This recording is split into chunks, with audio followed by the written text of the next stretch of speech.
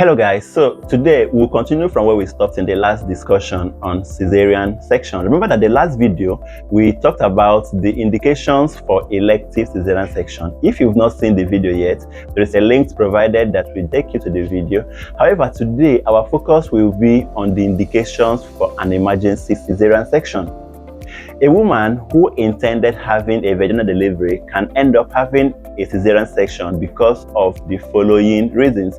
The first is fetal distress. If in the course of labor the baby enters distress, maybe the heart rate becomes abnormal, or you notice that the baby is getting increasingly tired in such a way that if the woman is given time to actually try to deliver vaginally, the baby may die in the process. Such woman is taken to the theater for an emergency cesarean section. The next reason why a woman may actually be booked for emergency cesarean section is what we call cephalopelvic disproportion, or CPD.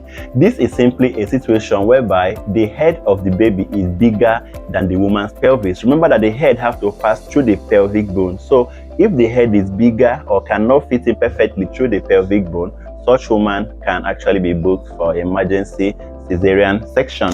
The next is maternal exhaustion. The woman in labor can get exhausted, she can get tired, and if a woman gets tired, there is nothing you can do, she will not be able to push.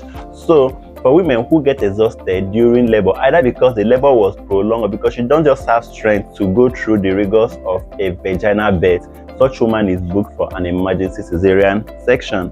The next is placenta previa and placenta abruptio. Remember that we listed placenta previa as part of the indication for an elective CS. However, in cases whereby before the woman even reaches term, she starts bleeding, the placenta starts bleeding, such woman is taken straight for an emergency CS. Also, a woman may have trauma such that the placenta may pull out from the wall of the uterus. That's placenta abruptio. Now, in such cases, such woman is taken for an emergency cesarean section. The next is prolonged labor. There is how a labor will be, after certain hours. We say this labor is definitely prolonged. In prolonged labors, such woman is equally taken for emergency CS because there is just so much that a woman can bear.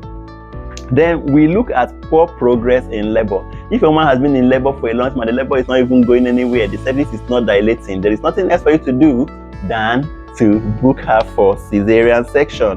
Also, we talk about failed induction. Maybe when we discuss about induction of labor properly, we'll be able to elaborate what we mean by failed induction. But if a woman is induced and the induction fails, the next thing to do is to take her for emergency CS. Then we talk about severe pre-eclampsia or eclampsia. There are some women who, in the course of the pregnancy, they develop hypertension, and the BP has been managed, but maybe a day comes when the BP becomes unnecessarily or dangerously high. In such cases, you don't have to wait to start planning for her delivery. You deliver her instantly, because in severe pre-eclampsia or severe PIH, the baby can just die without giving any sign. So if such happens, the woman, probably you are seeing a woman in the clinic and her BP is within around 200/120 and above, man, you just have to deliver such baby, especially if the baby is probably from around 34 weeks and above. There is no need to wait again. Yes, it's preterm, but it's better to have a preterm delivery that you can manage the baby than for the baby to die altogether.